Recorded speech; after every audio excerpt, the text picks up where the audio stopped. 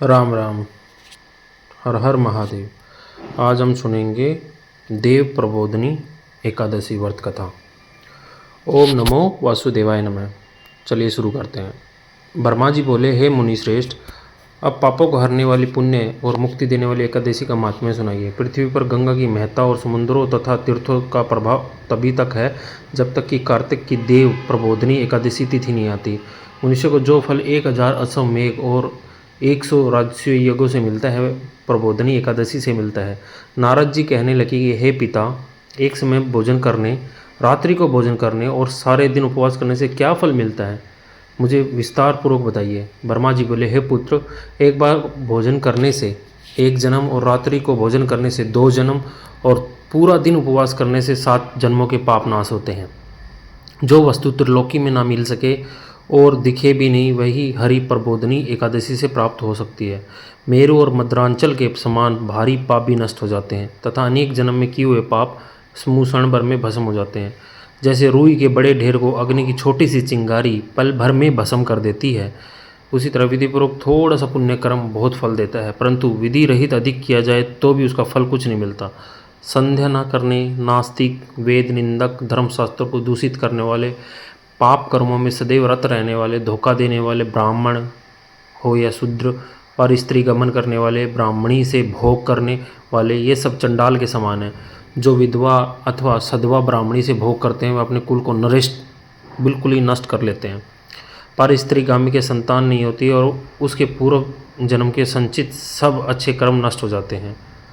जो स्त्री अपने पति के अलावा किसी और पर इंसान के साथ गमन करती है, वो बांझ होके पूरी ज़िंदगी बिताती है।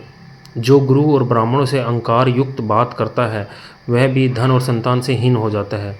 भ्रष्टाचार करने वाला, चंडाली से भोग करने वाला, दुष्ट की सेवा करने वाला और नीच मनुष्य की सेवा करते हैं या संगति करते हैं, ये सब पाप हरि प्रबोधिनी एकादशी के व्रत से नष्ट हो जाते हैं। जो मनुष्य इस एकादशी के व्रत को करने का संकल्प मात्र करते हैं, उनके 100 जन्मों के पाप नष्ट हो जाते हैं। जो इस दिन रात्रि जागरण करते हैं, उनकी आने वाली 10,000 पीढ़ियाँ स्वर्ग को जाती है। नरक के दूसरों से छुटकर प्रसन्नता के साथ सुसज्जित होकर विष्णु लोक को जाते हैं। ब्रह्मा इत्यादि महान पाप भी इस व्रत के प्रभाव से नष्ट हो जाते हैं।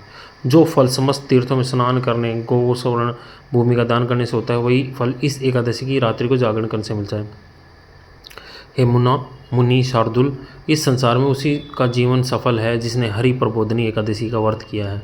वही ज्ञानी, तपस्वी और जितेंद्रिय है। उसी को भोग और मोक्ष मिलता है जिसने इस एकादशी का व्रत किया है। वह विष्णु को अत्यंत प्रिय है, मोक्ष के द्वार को बताने वाले और उसके तत्व का ज्ञान देने वाली है। मन, कर्म, वचन, तीनों प्रकार के पाप इस रात्रि को जागरण से नष्ट हो जाते हैं। हे नारद, तुम्हें भी विधिपूर्वक इस व्रत को करना चाहिए। जो कार्तिक मास में धर्म परायण होकर अन्न नहीं खाते, उन्हें चंद्रायन व्रत का फल प्राप्त होता है। इस महीने में भगवान दान आदि से जितने प्रसन्न नहीं होते, जितने शास्त्रों में लिखी कथाओं के सुनने से होते हैं। कार्तिक मास में जो भगवान विष्णु की कथा का 1 या आधा श्लोक भी पढ़ते हैं, सुनने या सुनाते हैं, उनको भी 100 गायों के दान के बराबर मानते हैं। जो कल्याण के लिए इस मास में हरि कथा सुनते हैं, वे सारे कुटुंब का क्षण मात्रा में उद्धार कर देते हैं। शास्त्रों की कथा कहने सुनने से 10,000 योगों का फल मिलता है। जो नियम पूर्वक हरि कथा सुनते हैं, वे 1000 गोदान का फल पाते हैं। विष्णु के जागने के समय जो भगवान की कथा सुनते हैं, वे 7 द्वीप समेत पृथ्वी के दान करने का फल पाते हैं। कथा सुनकर वाचक को जो मनुष्य सामर्थ्य के अनुसार दक्षिणा देते हैं, उनको सनातन लोक प्राप्त होता है। अब हम सुनेंगे व्रत करने की विधि। ब्रह्मा जी की बात सुनकर नारद जी ने कहा कि भगवान, इस एकादशी की व्रत की विधि हमसे कहिए और बताइए कि कैसा व्रत करना चाहिए। इस ब्रह्मा जी ने कहा कि ब्रह्म मुहूर्त में जो 2 घड़ी रात्रि रह जाए, तब उठकर शौच आदि से निर्वित होकर दंत दावन आदि कर नदी, तालाब, कुआं, बावड़िया घर में जैसे संभव हो स्नान आदि करें। फिर भगवान की पूजा करके कथा सुने। फिर व्रत का नियम ग्रहण करना चाहिए। उसमें भगवान से प्रार्थना करें कि हे भगवान, आज मैं निराहार रहकर व्रत करूँगा, आप मेरी रक्षा कीजिए। दूसरे दिन द्वादशी को भोजन करूंगा। तत्पश्चात भक्ति भाव से परव्रत करें और रात्रि को भगवान के आगे नृत्य और गीत आदि करना चाहिए। कृपणता त्याग कर बहुत से फूलों, फल, अगर, धूप आदि से भगवान का पूजन करना चाहिए। शंख जल से भगवान को अर्घ्य देना चाहिए। कार्तिक मास में जो तुलसी से भगवान का पूजन करते हैं, उनके 10,000 जन्मों के पाप नष्ट हो जाते हैं। तुलसी दर्शन करने, स्पर्श करने, कथा कहने, नमस्कार करने, स्तुति करने, तुलसी रोपण, जल से सींचने, प्रतिदिन पूजन सेवा आदि करने से हजारों करोड़ युग पर्यंत विष्णु लोक में निवास करते हैं। जो तुलसी का पौधा लगाते हैं उनके कुटुंब से उत्पन्न होने वाले प्रलय काल तक विष्णु लोक में निवास करते हैं। जो बकुल और अशोक के फूलों से भगवान का पूजन करते हैं वे चंद्रमा, सूर्य चंद्रमा तक रहने के किसी का शोक नहीं पाते। जो मनुष्य सफ़ेद या लाल कनेर के फूलों से भगवान का पूजन करते हैं उन पर भगवान अत्यंत प्रसन्न होते हैं। जो समी के पत्थर से भगवान की पूजा करते हैं उनको महाघोर यमराज के मार्ग का भय नहीं रहता। इस प्रकार रात्रि को भगवान का पूजन कर प्रातःकाल होने पर नदी पर जाए और वहाँ स्नान जप और प्रातःकाल के कर्म करके घर आकर विधिपूर्वक केशव का पूजन करे। व्रत की समाप्ति पर विद्वानों को भोजन कराएं और दक्षिणा देकर ब्राह्मणों को समय याचना करें। इसके पश्चात भोजन गो दक्षिणा देकर गुरु का पूजन के ब्राह्मणों को दक्षिणा दे और जो चीज़ व्रत के आरंभ में छोड़ने को नियम कहा था वह ब्राह्मणों को दे। रात्रि में भोजन करने वाला मनुष्य भोजन ब्राह्मणों को कराए। श्रवण सहित बैलों का दान करे। जो मनुष्य मांसाहार नहीं है वह गोदान करे।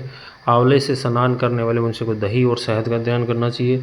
जो फलों को त्यागे वह फलदान करे। तेल छोड़ने से घृत और घृत छोड़ने से दूध, अन्न छोड़ने से चावल का दान किया जाता है।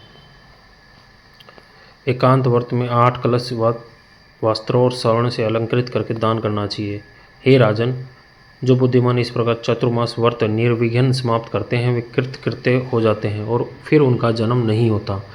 यदि व्रत भ्रष्ट हो जाए तो व्रत करने वाले कोढ़ी या अंधा हो जाता है। भगवान कृष्ण कहते हैं कि राजन, जो तुमने पूछा था वह सब मैंने बताया। इस कथा को पढ़ने और सुनने से गोदान का फल प्राप्त होता है।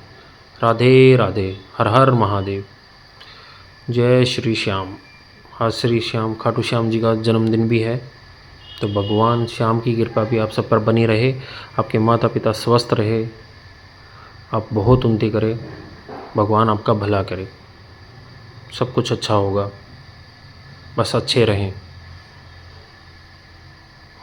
जय हो। अपने माँ बाप से ऊपर किसी को ना रखें। हर हर महादेव। ओम नमो भगवते वासुदेवाय नमः।